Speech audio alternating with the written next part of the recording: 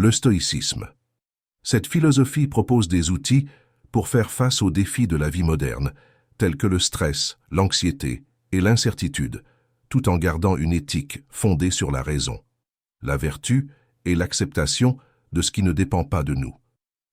Connaissez-vous quelqu'un qui, de nos jours, sait appliquer ces principes au sein de sa ligne de conduite? Peut-être vous faut-il plus d'éléments pour vous aider à trouver cette personne. Si je vous dis que les stoïciens de l'époque antique étaient des hommes cherchant à vivre en harmonie avec la nature et à se libérer des passions qui pouvaient troubler leur âme, ils considéraient que le bonheur réside dans la sagesse et que cela consistait à agir selon la raison et à se conformer au devoir. Et maintenant que vous avez ces éléments supplémentaires, avez-vous quelqu'un en tête qui prône ces valeurs? Peut-être pas. Mais avez-vous déjà pensé à Emmanuel Macron, qui pourrait être un stoïcien des temps modernes? Oui, je parle bien d'Emmanuel Macron, le président de la République française depuis 2017, qui a été réélu en 2022 pour un second mandat. Il est le fondateur du mouvement En Marche, qu'il a créé en 2016 pour se présenter à l'élection présidentielle. Il est connu qu'il se revendique comme un homme pragmatique, ni de droite ni de gauche, et comme un réformateur social-libéral. Mais d'un autre côté, est-ce qu'il a su gérer des situations telles le Covid, les gilets jaunes et la réforme des retraites, comme l'auraient fait les stoïciens sur base de leurs propres valeurs? Est-ce qu'Emmanuel Macron peut être considéré comme quelqu'un qui suit les principes de la philosophie stoïcienne dans sa vie personnelle et publique? C'est ce que je vais vous exposer au cours de cette vidéo, où vous découvrirez les arguments qui plaident en faveur et en défaveur de cette thèse. Puis je vous donnerai le verdict final. Alors restez bien jusqu'à la fin de cette vidéo. Et avant de commencer, si vous aimez ce concept de vidéo, dites-le moi dans les commentaires et indiquez quelle personnalité devra être analysée prochainement. Mais maintenant, commençons par les arguments plaidant en faveur de la thèse qu'Emmanuel Macron soit un stoïcien.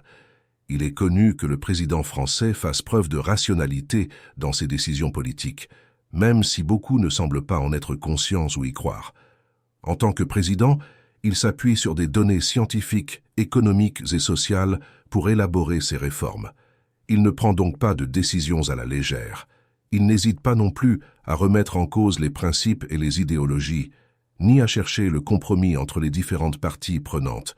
Il se montre également capable d'adaptation face aux événements imprévisibles, comme le mouvement des Gilets jaunes ou lors de la pandémie. Voici quelques exemples concrets qui illustrent son approche rationnelle. En matière économique, Emmanuel Macron a mis en place des réformes libérales, telles que la suppression de l'impôt sur la fortune ou la réforme des retraites. Ces réformes ont été critiquées par certains, mais elles ont été soutenues par d'autres qui les ont jugées nécessaires pour relancer l'économie française.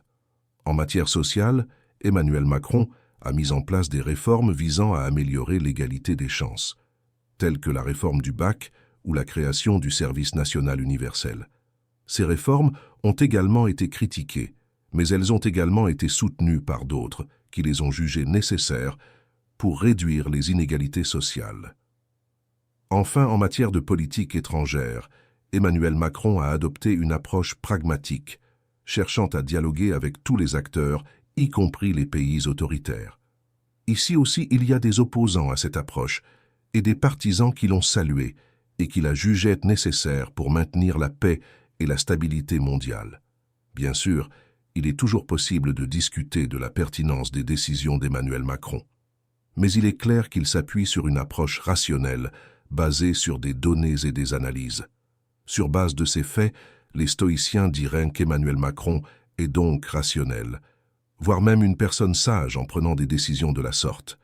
Les stoïciens prônent l'importance de prendre des décisions éclairées, basées sur la raison, les preuves et la logique, plutôt que d'agir impulsivement ou émotionnellement.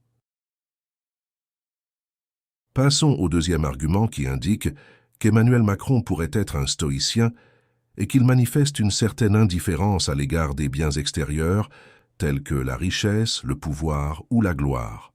En effet, il a quitté une carrière lucrative de banquier d'affaires pour se consacrer à la politique.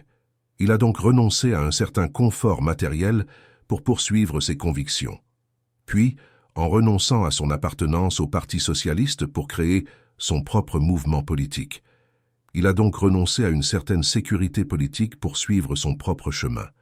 Emmanuel Macron affirme ne pas être attaché au symbole du pouvoir, comme le montre son choix de ne pas habiter à l'hôtel de Matignon lorsqu'il était ministre, ou son refus d'utiliser le terme de première dame pour désigner son épouse. Il a donc renoncé à certains privilèges associés au pouvoir pour rester simple et accessible. Bien sûr, il est toujours possible de discuter de la sincérité de cette indifférence. Certains pourraient arguer qu'Emmanuel Macron a simplement adopté une stratégie politique pour se démarquer de ses concurrents. Cependant, il est clair qu'il a pris des décisions qui vont à l'encontre des attentes habituelles d'un homme politique. Et que disent les stoïciens quant à cet argument? Eh bien, les stoïciens enseignent que le bonheur réside dans la vertu, la sagesse et la maîtrise de soi, plutôt que dans la poursuite de richesse, de pouvoir ou de gloire. Dans ce contexte, Macron serait donc perçu selon eux comme adoptant une attitude stoïque, en renonçant à des avantages matériels ou symboliques associés au pouvoir politique, montrant ainsi une indifférence à ses biens extérieurs et se concentrant sur ses devoirs et convictions. Enfin, passons au troisième argument démontrant qu'Emmanuel Macron pourrait être un stoïcien des temps modernes. Le président français a souvent été confronté à de nombreuses critiques lors de son mandat, notamment de la part des Gilets jaunes, des syndicats ou de l'opposition. Il a toujours su garder son calme et sa dignité dans ces situations difficiles, sans jamais répondre par la colère ou l'agressivité. Emmanuel Macron a également été confronté à des menaces, notamment de la part de groupes terroristes. Il a toujours su garder son sang-froid et sa détermination sans jamais céder à la peur. L'histoire démontre donc qu'il sait donc témoigner d'une certaine maîtrise de ses émotions et ne se laisse pas emporter par la colère, la peur ou la tristesse, face aux critiques, aux menaces ou aux échecs. En effet, il a été très souvent confronté aux critiques lors de manifestations, notamment lors de la réforme des retraites. Mais il garde toujours son calme et sa dignité lors de ses sorties et dans ces situations difficiles sans jamais répondre par la colère. Il exprime toujours ses sentiments avec retenue et mesure, ce qui est une tâche assez difficile à maîtriser en soi. Le président français ne cherche pas non plus à plaire à tout le monde, ni à se faire des amis parmi les médias ou les personnalités publiques. Bien sûr, il est toujours possible de discuter de la sincérité de cette maîtrise. Certains pourraient argumenter qu'Emmanuel Macron a simplement adopté une stratégie politique pour se montrer fort et charismatique. Cependant, il est clair qu'il a su garder son calme et sa dignité dans des situations difficiles, ce qui est une preuve de maîtrise de soi. Justement, la maîtrise de soi est un des principes fondamentaux des stoïciens.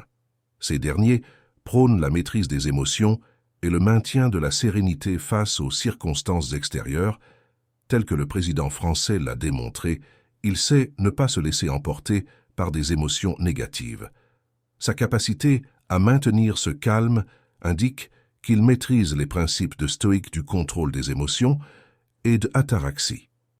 Êtes-vous à présent convaincu qu'Emmanuel Macron est un stoïcien des temps modernes? Je ne pense pas, car en effet il existe également des arguments négatifs qui démontrent le contraire. Je vous invite donc à mettre un pouce sur cette vidéo si vous avez apprécié ce travail. Ce n'est qu'après avoir atteint les 100 likes que paraîtra la partie 2 qui dévoilera pourquoi Emmanuel Macron n'est pas un stoïcien des temps modernes. D'ici là, faites-moi savoir dans les commentaires ce que vous en pensez.